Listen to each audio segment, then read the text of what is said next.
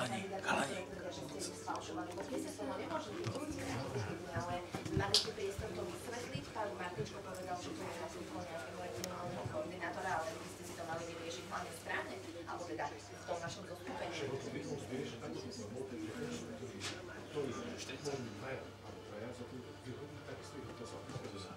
No, zatiaľ nevidím ten efekt právny na stránke ministerstva vnútra, pretože to niekto nezvládol urobiť administratívne správne, čiže ste boli vyzvatí doplniť to podanie.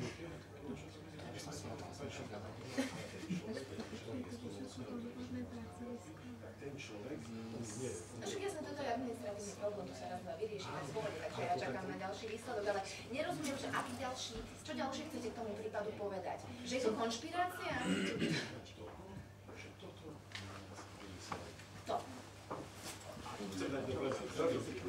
Dobrý deň.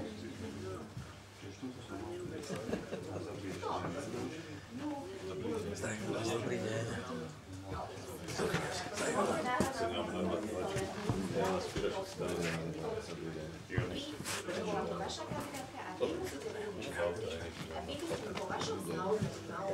My sme za stranou, dôhatu. Ale vyšlo.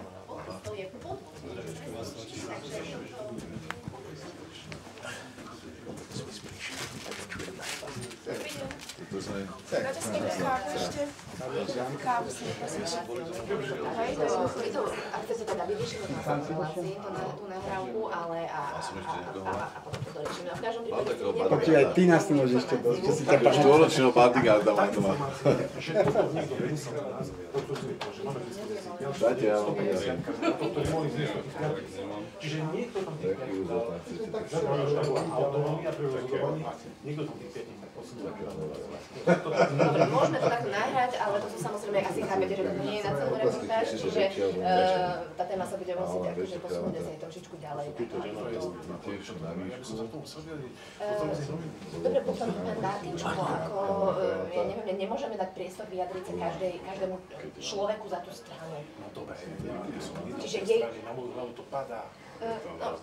Dobre, tak si to vyriešte s pánom Martičkom, ktorý mal povedať nie, vyjadri sa pán Pavlíš, ako vyjadril sa pán Martičko. Ale tu sú informácie, vy treba povedať ešte aj ďalšiu bodku, alebo 3 bodky. My máme ďalšie, ktoré sa nedostali.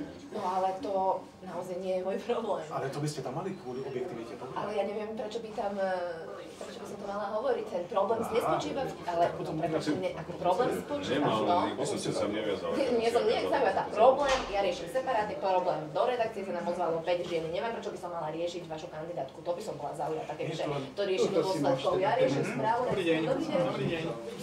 Zdravím vás, ako sa máte? Ja dobre, krásnu správu ste urobili. Dúfam, že sa nehnevate. Ale nie. Za ten záver, ale tak to som si nevšimla ani na mieste, to až nevšimol nikto. No? No.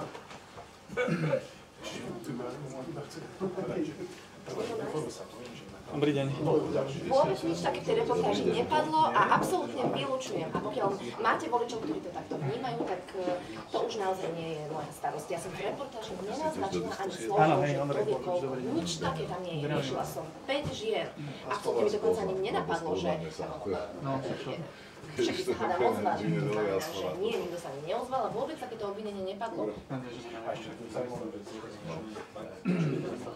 že tieto ženy, to nie je pravda.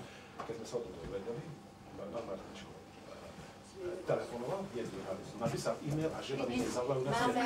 Máte e-mail od pani Ulmanovej, ktorý sme použili... Čo tam je, to už sú ináč fakt nechápem, čo to bolo. Tak to chápem aj ja. Kvôli máme otcovi. Dobre, v každom prípade toto je hlavne problém, ktorý si musíte vyriešiť nejakým spôsobom vo vnútri vy. Určite vznikne, ale hlavne ja by som vám veľmi dala priestor na vysvetlenie, ako sa to stalo. A na vyvodenie nejakých dôsledkov. Dobre, takže... Autonómia, niekto to tam posunul a nedal tých ľudí, ktorí tam mohli byť. Dôsledky, že aj tí ľudia, ktorí sa zúčastnili tohto výberu, neviem aj, že ten boli ten, ale ďalší 4 ľudia. Dobre, nahráme to po tej relácii. Dobre, takže sa sústredite. Ak sa tam na ulici, že sa nemali do archívne, neviem, tie naše mená. Duška, ja je poviem, že k tomu sa v televízii novinách, tak to povedal pán Krajčík. Dobre. Super, díky. Dobre.